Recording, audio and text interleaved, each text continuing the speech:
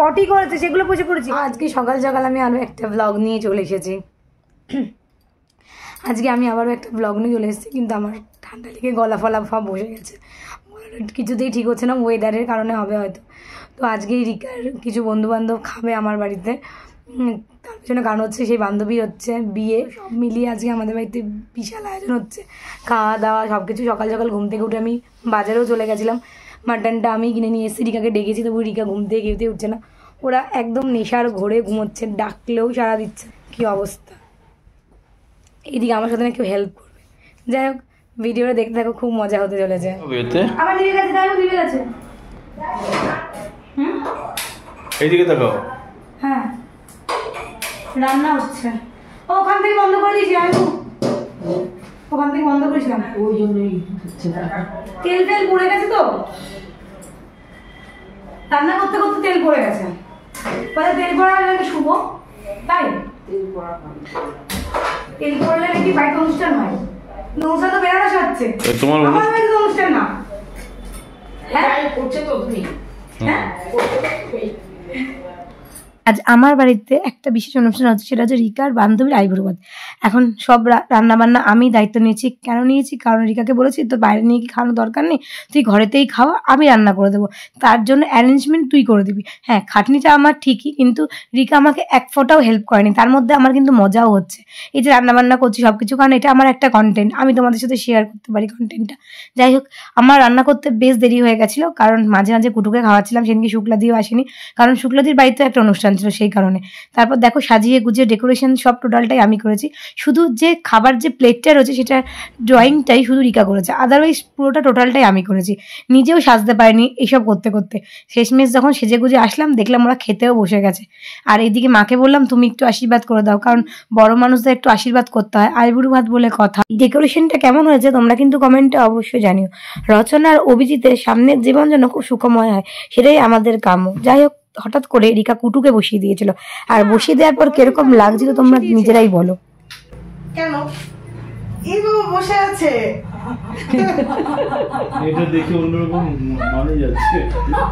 আর ছেলে কিন্তু খুব মিশুকে, কি সুন্দর চুপ করে বসে আছে, ওদেরকে কিন্তু চেনেও না। খুব বড় দায়িত্ব নিয়ে নিয়েছে। আর বিয়ের জাস্ট কয়েকদিন পরে আমরা সুখবরটা শুনতে চাই। এই কিন্তু ওদের বেবি না, কিন্তু চুপচাপ বসে। কি হচ্ছে ব্যাপারটা, কি হচ্ছে জিনিসটা? একটু হাসে বাবা, একটু স্মাইল হেসে দাও।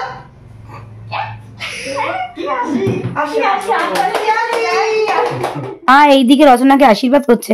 রচনার কিন্তু এটা অনেকগুলো আইবুড়ো ভাত, আমার বাড়িতেও প্রথম নয়, কিন্তু রচনার উডবি হাজবেন্ড ওর কিন্তু প্রথম আইবুড়ো ভাত, সেটা আমার বাড়িতে।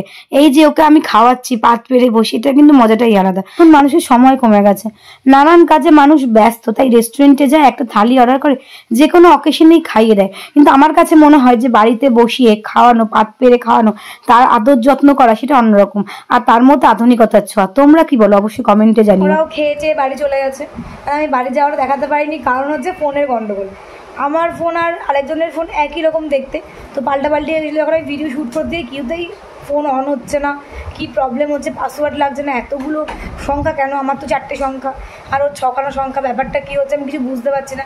এত পাসওয়ার্ড টিপছি, লাস্টে ওর ফোনটাই অফ হয়ে গেল, হয়ে গিয়ে 16 সেকেন্ড 15 সেকেন্ড করে একজন খোলে আর কি, ওরকম হচ্ছিলো। হ্যাঁ, তারপরে যাই হোক বুঝলাম যে ফোনটা আমার এক্সচেঞ্জ হয়ে গেছে কারোর সাথে, তো তারপরে আমি আবার চেঞ্জ করলাম, ভিডিওটা শেষ ভিডিওটা আমি তুলতে পারিনি। তো যাই হোক, আজকের দিনটা সত্যি খুব ভালো কেটেছে, মজা গিয়েছে, কষ্ট হয়েছে, আমার রান্নাবান্না আমিই করেছি, এই জন্য কষ্টটা হয়েছে। আর রিকা তো তেমন কিছু করেনি, ও জাস্ট খাবার সার্ভ করেছে, গুছিয়েছে, কাচিয়েছে। এটাকে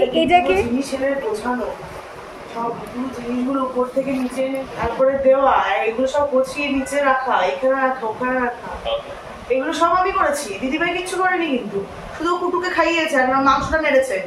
আর রান্নাগুলো কে করেছে? তুই কি কি রান্না করেছিস একটু বল।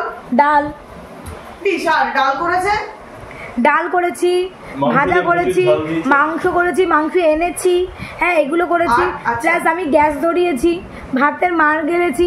এগুলো কি কাজ কম? ছেলেকে টাইমে টাইমে খাইয়েছি, ছেলে কতবার পটি করেছে সেগুলো পুষে করেছি। রিকা শুধু একবার করেছিস, তুই একবার। সেটা আমার ভয়ঙ্কর লেভেলের পটি করেছিল, সেটা ভয়ঙ্কর লেভেলে, পুরো মেঝেতে মাখামাখি করেছে, সেটা পুরো পরিষ্কার করেছি আমি। মানে মামদোবাজি চলছে নাকি? তারপরে বুঝতেই পারছো যে আমি কত কাজ করেছি। ও মুখে বলছে ঠিকই, কিন্তু কাজ অরিজিনালি আমিই করেছি। যাই হোক, ভিডিওটা আমি এখানেই শেষ করছি। ভিডিওটা ভালো লাগলে লাইক করো, শেয়ার করো, কমেন্ট করো, আর আমার চ্যানেলটাকে অবশ্যই সাবস্ক্রাইব করো। তাহলে আজকের মতো আসি, টাটা।